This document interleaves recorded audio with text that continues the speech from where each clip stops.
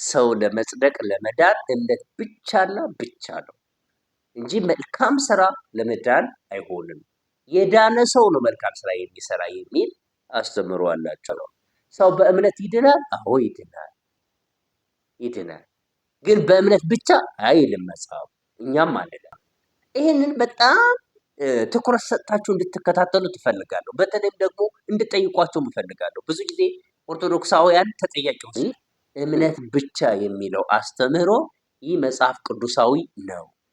ማርቲን ሉተር ራሱ ሽንት ቤት ተቀምጬ እያለሁ ተገለጠልኝ ብሎ ነው የሚናገር። አንደኛ ሰው በእምነት ይድናል፣ እውነት ሐሰት።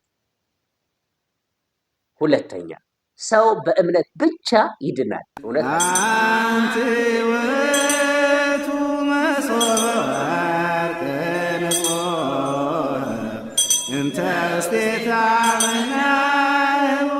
ሰላም ጤና ይስጥልን። በመላው ዓለም የምትገኙ ውድ የእግዚአብሔር ቤተሰቦች በልዑል እግዚአብሔር ስም እንደምንሰነበታችሁ። በዛሬው ዕለት እምነት ብቻ የሚለው አስተምህሮ መጽሐፍ ቅዱሳዊ ነውን? ከመጽሐፍ ቅዱስ ጋር ቃል በቃል እንደሚጋጭ እና ይሄም አስተምህሮ የግለሰብ ምልከታ እንጂ መጽሐፍ ቅዱሳዊ እንዳልሆነ ባጭር እንመለከታለን። እስከ መጨረሻው ድረስ እንድትከታተሉ በአክብሮት ጋብዛለሁ። እንግዲህ የፕሮቴስታንት አምስቱ ብቻዎች የሚባሉ አሏቸው። ከአምስቱ ብቻዎች መካከል አንዱ እምነት ብቻ ወይም ሶላ ፊዴ እየተባለ ይጠራል ማለት ነው። እምነት ብቻ ሲሉ ምን ማለት መሰላችሁ? አንድ አማኝ የሚድነው በማመኑ ብቻና ብቻ ነው። ሰው ለመዳን ምንም አይነት ስራ አያስፈልገውም የሚል አቋም ያለው ነው ይሄ አስተምህሮ ማለት ነው። ይሄንን አስተምህሮ ደግሞ ለመጀመሪያ ጊዜ ያመጣው በ16ኛው መቶ ክፍለ ዘመን ማርቲን ሉተር ይባላል። ማርቲን ሉተር መጀመሪያ የካቶሊክ እምነት ተከታይ ነበረ እና ካቶሊክ ላይ የሚያያቸው አንዳንድ ጥሩ ያልሆኑ ስራዎች ነበሩ። እሱ ምንድነው? ለመዳን ለመጽደቅ በተለይ በዘመኑ የተደረገው አንዱ በጣም ቢያስጠላው ምንድነው? ይሄ የቪዛ ካርድ ተዘጋጅቶ ቫቲካን ላይ ቸርች ያሰሩ ስለነበረ ለዚያ ገንዘብ ስላጠራቸው ይችን ካርድ የገዛ ወደ እግዚአብሔር መንግስት ይገባል የሚል ትምህርት ነበራቸው እና በወቅቱ ይሄንን ተቃውሞ ነው የወጣው። ፕሮቴስታንት ማለት ተቃዋሚዎች ማለት ነው። ፕሮቴስት ማለት መቃወም ማለት ነው። እና ፕሮቴስታንት መስራቹ እሱ ነው በታሪካችን እንደሚታወቀው ማለት ነው። እሱ አምስቱን ብቻዎች ያመጣቸው ማርቲን ሉተር ነው። እና ዛሬ የዚህ እምነት ተከታዮች ሰው ለመጽደቅ ለመዳን እምነት ብቻና ብቻ ነው እንጂ መልካም ስራ ለመዳን አይሆንም። የዳነ ሰው ነው መልካም ስራ የሚሰራ የሚል አስተምሮ አላቸው። ይህን ቃል ከመጽሐፍ ቅዱስ አንጻር እስኪ እንመልከተው። የመጀመሪያው ኦርቶዶክሳውያን ማንኛውንም የፕሮቴስታንት እምነት ተከታይ ሰው በእምነት ብቻ ይጸድቃል የሚል የመጽሐፍ ቅዱስ ቃል ብትጠይቁት ከብሉይ ኪዳን ጀምሮ እስከ ሐዲስ ኪዳን ድረስ አንድም ቦታ ላይ ሰው በእምነት ብቻ ይጸድቃል ተብሎ አልተጻፈም። እንዳውም በተቃራኒው ሰው በእምነት ብቻ ሳይሆን በስራ እንዲጸድቅ ታያላችሁ ተብሎ ተጽፏል። ይኸውም የያዕቆብ መልእክት ምዕራፍ 2 ቁጥር 24 ላይ የተቀመጠ ነው። በሚገርማችሁ ሁኔታ ይሄንን የመልእክት ክፍል የፕሮቴስታንት መስራች ወይም ደግሞ ታድሶ አቀንቃኝ የሚባለው ማርቲን ሉተር ገለባ ይለዋል። ማንን? የያዕቆብ መልእክት። አስቡ እንግዲህ የያዕቆብ መልእክት ማለት ከ66ቱ መጽሐፍ ቅዱስ ውስጥ መካከል አንዱ ነው። ግን እሱ ምን ብሎ ይጠራዋል? ገለባ። ለምን? እምነት ብቻ የሚለውን ቃል ሙሉ ለሙሉ ስለሚቃወሙበት ማለት ነው። እና የያዕቆብ መልእክት በሚገባ አብራርቷል። እዚያ ቦታ ላይ ሲናገር ምን ይላል? ስራ የሌለው እምነት በራሱ የሞተ እምነት ነው ብሏል። እምነት ብቻ ያዕቆብ የሞተ ብሎታል፣ የሞተ እምነት ብሎታል፣ የአጋንንት እምነትን ብሎታል። እዛው ወንጌሉ ላይ እዛው መልእክቱ ላይ ስትመለከቱ እንዲህ ይላል፣ እግዚአብሔር አንድ እንደሆነ አንተ ታምናለህ፣ መልካም ታደርጋለህ። ማመን መልካም ነው ይልና አጋንንት ደግሞ ያምናሉ ይንቀጠቀጡማል ይላል። ስለዚህ አንተ እምነቱን መልካም ስራ ካልሰራ አጋንንትም ያምናሉ ይንቀጠቀጣሉ፣ ግን መልካም ስራ አይሰሩም። ከነሱ በምን ተለየ ይላል። ለዛ ነው የያዕቆብ መልእክትን ገለባ ብሎ የሚጠራው። ስለዚህ መጽሐፍ ቅዱስ ላይ የሚጠቀስ አንድም ማስረጃ የላቸውም። ለዚህ ለእምነት ብቻ ማስረጃ የሚጠቅሱት ሰው በእምነት ይድናል የሚል ቃል ነው የሚጠቅሱት። ይህንን ልብ ብላችሁ ስሙ፣ በተለይ ኦርቶዶክሳውያን። ለምሳሌ የዮሐንስ ወንጌል ምዕራፍ 3 ቁጥር 18 ላይ በእርሱ በሚያምን አይፈረድበትም፣ በማያምን ግን በአንዱ በእግዚአብሔር ልጅ ስላላመነ አሁን ተፈርዶበታል የሚል ቃል እናገኛለን። በእርሱ የተባለ በክርስቶስ ነው። የሚያምን አይፈረድበትም፣ በማያምን ግን በአንዱ በእግዚአብሔር ስላላመነ አሁን ተፈርዶበታል። ስለዚህ ለመዳን እምነት ብቻ ነው የሚያስፈልግ ለማለት ይህን ጥቅስ ይጠቅሳል። ለመሆኑ ይሄ ጥቅስ ብቻ የሚል ቃል አለ? የለም። እንደገና ደግሞ ተጨማሪ ጥቅስ ጥቀሱ ብትሏቸው የማርቆስ ወንጌል ምዕራፍ 16 ቁጥር 16 ላይ እንዲህ ይላል፣ ያመነ የተጠመቀም ይድናል፣ ያላመነ ግን ይፈረድበታል ይላል። ስለዚህ ለመዳን እምነት ብቻ ነው የምንለው ለዚህ ነው። ይኸው ያመነ የተጠመቀ ይድናል፣ ያላመነ ግን ይፈረድበታል ነው የሚል ቃሉ ብለው ይህን ጥቅስ ይጠቅሳሉ።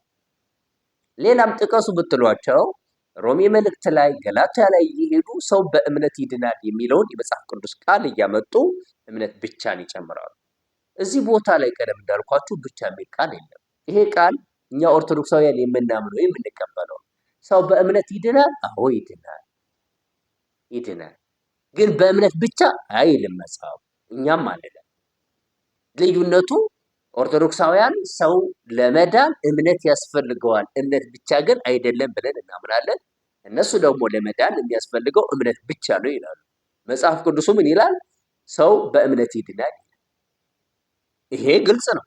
ይህንን በጣም ትኩረት ሰጥታችሁ እንድትከታተሉ ትፈልጋለሁ። በተለይም ደግሞ እንድጠይቋቸው እፈልጋለሁ። ብዙ ጊዜ ኦርቶዶክሳውያን ተጠያቂዎች ነን።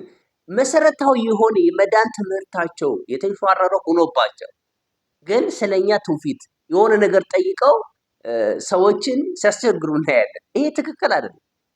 ዋናው የመዳን ጉዳይ ሳይፈታ ማለት። ስለዚህ መጽሐፍ ቅዱስ ላይ ሰው በእምነት ይድናል። አዎ ይድናል። በእምነት ብቻ ግን አይድንም። ለዛ ነው ዮሐንስ አፈወርቅ ምን ይላል? አሚንሰ መሰረት ይእቲ ወካላሊሃ ህንፃ ወንድቅ። እምነት መሰረት ነው፣ ሌሎች ግን ጣራና ግድግዳ ናቸው ይላል። ሰው ሳያምን አይድንም። ሳያምን ግን በእምነት ብቻ አይሆንም። እምነት ብቻ የሚል የመጽሐፍ ቅዱስ ቃልም ስለሌለ ታዲያ ምንድን ነው የሚሆነው? እምነት እና ምስጢራትን መፈጸም መጽሐፍ ቅዱስ ይነግረናል። ለምሳሌ በእምነት ይድናል እንዳለ ሁሉ የተጠመቀም ይድናል። ያመነ ካለ በኋላ የተጠመቀም። ስለዚህ ጥምቀትም የመዳኛ መንገድ ነው ማለት ነው። ይኸው በዮሐንስ ወንጌል ምዕራፍ 3 ቁጥር 5 ላይ ስትመለከቱት ተቀምጧል። ሰው ሁለተኛ ከውሃና ከመንፈስ ካልተወለደ በቀር የእግዚአብሔር መንግስት አያይም ተብሏል። ካልተጠመቀ ነው። በዮሐንስ ወንጌል ምዕራፍ 6 ቁጥር 53 ላይም እውነት እውነት እላችኋለሁ የሰው ልጅ ስጋ ካልበላችሁ ደሙንም ካልጠጣችሁ በራሳችሁ ሕይወት የላችሁም ይላል። ስለዚህ የክርስቶስ ስጋና ደም ያስፈልጋል ማለት ነው። በማቴዎስ ወንጌል ምዕራፍ 24 ቁጥር 13 ላይ እስከ መጨረሻ የሚጸና ግን እርሱ ይድናል ይላል። ስለዚህ መጽናት ይጠይቃል ማለት ማመን ብቻ አይደለም፣ እስከ መጨረሻው መጽናት ይጠይቃል። ለመጨረሻ ጊዜ የማቴዎስ ወንጌል ምዕራፍ 25 31 ጀምራችሁ ስትመለከቱት እኮ ኢየሱስ ክርስቶስ ለፍርድ ሲመጣ የሚጠይቃቸው 6 ጥያቄዎች አሉ። እነሱም የተራበ ማብላት፣ የተጠማ ማጠጣት፣ የታረዘ ማልበስ፣ እንግዳ መቀበል፣ የታመመና የታሰረ መጠየቅ ነው። ይሄንን ያላደረገ ግን የእግዚአብሔር መንግስት አይወርስም ብሎ ቃል በቃል መጽሐፍ ቅዱስን ሄዳችሁ ማንበብ ትችላላችሁ። ስለዚህ እምነት ብቻ የሚለው አስተምህሮ ይህ መጽሐፍ ቅዱሳዊ ነው። ማርቲን ሉተር ራሱ ሽንት ቤት ተቀምጬ እያለሁ ተገለጠልኝ ብሎ ነው የሚናገረው። ይሄ እምነቱን ለማንቋሸሽ የእምነቱን ተከታዮች እንዲቆጡ ለማድረግ ወይም ብጥብጥና ግጭት ለመፍጠር የምንናገረው ቃል አይደለም። በእውነተኛው በመጽሐፍ ቅዱስ ሚዛን ለክተን የምንናገረው። ስለዚህ መጽሐፍ ቅዱስ ላይ ምን ባደርግ ድናለሁ ብላችሁ ብትጠይቁት እመን ትድናለህ ይላል፣ ተጠመቅ ትድናለህ ይላል፣ የክርስቶስ ሥጋና ደም ተቀበል ትድናለህ ይላል። እስከ መጨረሻው ጽና ትድናለህ ይላል። መልካም ስራ ትድናለህ ይላል። ታዲያ የእኛ ደግሞ መጽሐፍ ቅዱስን የምንረዳው በምላት እንጂ ከፍለን አይደለም። ይሄ ከሆነ ሙሉውን መውሰድ ነው ያለብን። ብዙ ጊዜ ፕሮቴስታንቶቹ የሚሸወዱት ይመስለኛል ስለ አንድ ጉዳይ የተጠና ጥናትን ብቻ በመመልከት ይመስለኛል። ለምሳሌ ልናገር፣ ብዙ ጊዜ ብየውም አውቃለሁ። አንድ ሪሰርች የሚሰራ ሰው ርዕሱ ስለ ውሃ ቢሆን ውሃ እጅግ በጣም ወሳኝና አስፈላጊ ነገር ነው፣ ሰው ለመኖር ውሃ ያስፈልገዋል ብሎ ስለ ውሃ ጠና ነው። ሌላው ደግሞ ስለ ኦክሲጅን ቢያጠና ኦክሲጅን እጅግ በጣም መሰረታዊና አስፈላጊ ነገር ነው፣ ሰው ለመኖር ኦክሲጅን ያስፈልገዋል ቢል። ሌላው ደግሞ ስለ ምግብ ቢያጠና ምግብ ወሳኝ ነገር ነው፣ ሰው ለመኖር ምግብ ያስፈልገዋል ብሎ ቢያጠና፣ ከዛ ይሄን ሰው ቢያነበው ስለ ኦክሲጅን ያነበበ ሰው ለመኖር ኦክሲጅን ያስፈልገዋል የሚለውን ቃል ይዞ አይ ሰው ለመኖር የሚያስፈልገው ኦክሲጅን ብቻ ነው ቢል ትክክል ነው? አይደለም፣ ስህተት ነው። የዚህ ሰው መሰረታዊ ችግሩ ምንድን ነው? ስለ አንድ ጉዳይ የተጠና ብቻ መመልከቱ። ሌላው ደግሞ ስለ ውሃ የተጠናውን ብቻ ተመልክቶ አይ ሰው ለመኖር እኮ የሚያስፈልገው ውሃ ብቻ ነው ቢል ትክክል ነው? አይደለም፣ ብቻም አላለም አጥኙ። ታዲያ ስለ ሰው የሚያጠና ደግሞ ሰው ቢኖር ምን ብሎ ይጽፋል ማለት? ሰው ለመኖር አንደኛ ውሃ ያስፈልገዋል፣ ሁለተኛ ኦክሲጅን ያስፈልገዋል፣ ሶስተኛ ምግብ ያስፈልገዋል ብሎ ስለ ሰው ሙሉ የሚያስፈልገው ነገር ይጽፋል።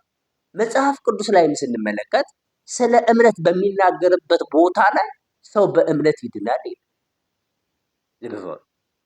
ስለ ጥምቀት በሚናገርበት ቦታ ላይ ሰው በጥምቀት ይድናል ይላል። ስለ ስጋውና ደሙ በሚናገርበት ቦታ ላይ ሰው በስጋውና በደሙ ይድናል ይላል።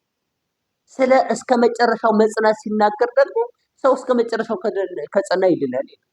ስለ መልካም ስራ ሲናገር ደግሞ ሰው በመልካም ስራ ይድናል ይላል። ታዲያ የኛ ድርሻ በምላት መውሰድ ነው። አሁን የመጨረሻ ፈተና ፈተናችኋለሁ። እናንተ መልሱን ኮሜንት መስጫ ሳጥኑ ላይ ታስቀምጡልኛላችሁ። አንደኛ ሰው በእምነት ይድናል፣ እውነት ሐሰት? ሁለተኛ ሰው በእምነት ብቻ ይድናል፣ እውነት ሐሰት? ሶስተኛ ሰው በጥምቀት ይድናል፣ እውነት ሐሰት? አራተኛ ሰው በጥምቀት ብቻ ይድናል፣ እውነት ሐሰት? አምስተኛ ሰው በስጋውና በደሙ ብቻ ይድናል፣ እውነት ሐሰት? ስድስተኛ ሰው በስጋውና በደሙ ይድናል። ሰባተኛ ሰው እስከ መጨረሻው በመጽናት ይድናል፣ እውነት ሐሰት? ስምንተኛ ሰው እስከ መጨረሻው በመጽናት ብቻ ይድናል፣ እውነት ሐሰት?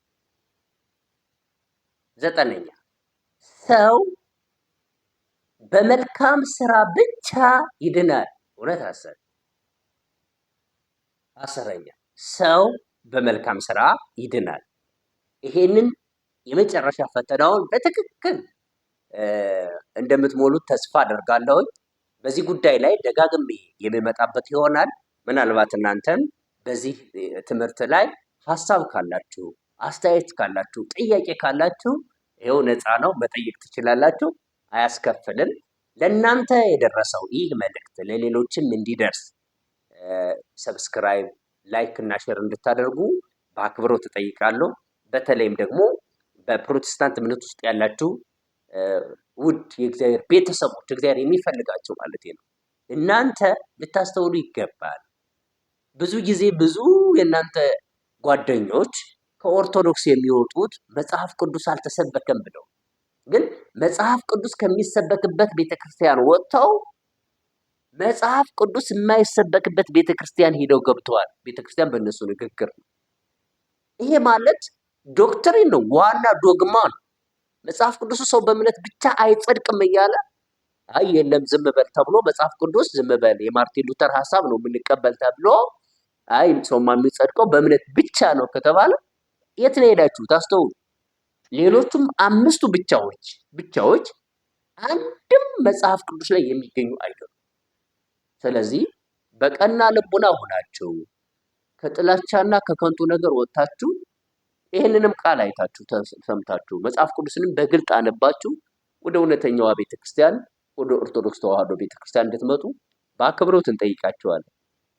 እኛ ስለምንጠላቸው አይደለም፣ ስለምንወዳቸው ነው። የእግዚአብሔር ቤተሰብ እንድትሆኑ እንፈልጋለን። በየዋህነት በተለይ የሄዳችሁ እውነት መስሏችሁ ተታላችሁ የሄዳችሁ ክርስቲያኖች የነበራችሁ ወደ ቤታችሁ እንድትመለሱ፣ በዛው ያደጋችሁ ደግሞ በትክክል አይናችሁ ተገልጦላችሁ ከአጥሩ ወጣ ብላችሁ የኦርቶዶክስ ተዋሕዶ ቤተክርስቲያን አስተምሮን ከመጽሐፍ ቅዱስ ጋር እያያዛችሁ እያዘማዳችሁ እንድትመለከቱትና ወደ ቤተክርስቲያን እንድትመጡ ደግመን እናስተላልፋለን። እግዚአብሔር አምላካችን በእውነት አይነ ልቡናችሁን ያብራላችሁ። ወስብሐት ለእግዚአብሔር።